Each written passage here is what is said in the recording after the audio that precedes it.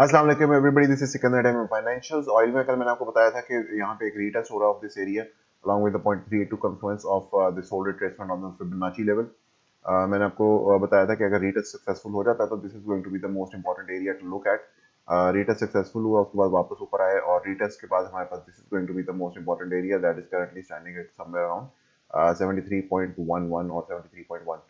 अगर इसके ऊपर 4 आवर क्लोज मिल जाते हैं along with the 200 simple moving average और the exponential moving average, इन दोनों के ऊपर क्लोजेस के साथ, तो further continuation to the 0.618 can happen. Daily time frame में हमारे पास जो है इस वक्त जो कॉन्फ्लुएंस है उसका 200 सिंपल मूविंग एवरेज का along with the 0.382 वो भी टेकन आउट हो चुका हुआ है with the last daily close जो हमारे पास कल मिला। You can see it over here. 21 exponential जो है along with the 0.382 Fibonacci level, दोनों एक ही कॉन्फ्लुएंस में थे along with the 200 सिंपल, दोनों के ऊपर क्लोज मिल चुका है। 0.5 के ऊपर हमारे पास 55 exponential along with the 100 EMA इस वक्त स्टैंडिंग है with the 50 simple moving average just above it in this area. जो हमारे पास एक रेक्टेंगुलर बॉक्स था जो कि प्रीवियसली जब ऊपर से नीचे आ रहे थे तो दिस वाज सपोर्ट जहां से हमें प्रीवियसली ये बाउंस मिला था and then we broke it.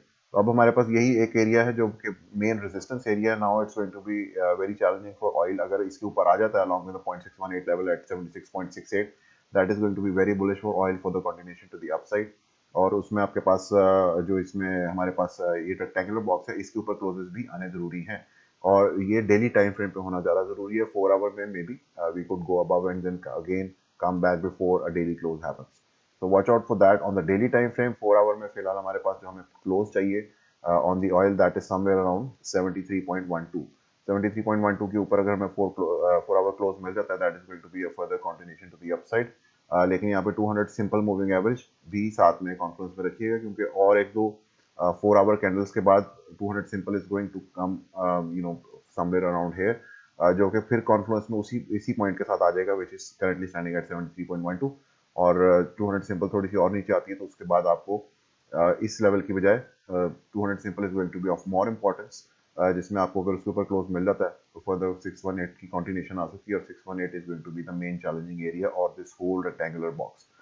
This starts at somewhere around 74.12 all the way up to 76.68. So this is going to be the main challenging area for oil. Watch out for this in next few days and weeks. अगर हम इसके ऊपर close करने में कामयाब हो जाते हैं तो फर्दर मार्केट में जो ऑयल दोबारा बुलिश हो जाएगा and then we can further continue being bullish on oil once again. Thank you so much. अल्लाह हाफिज।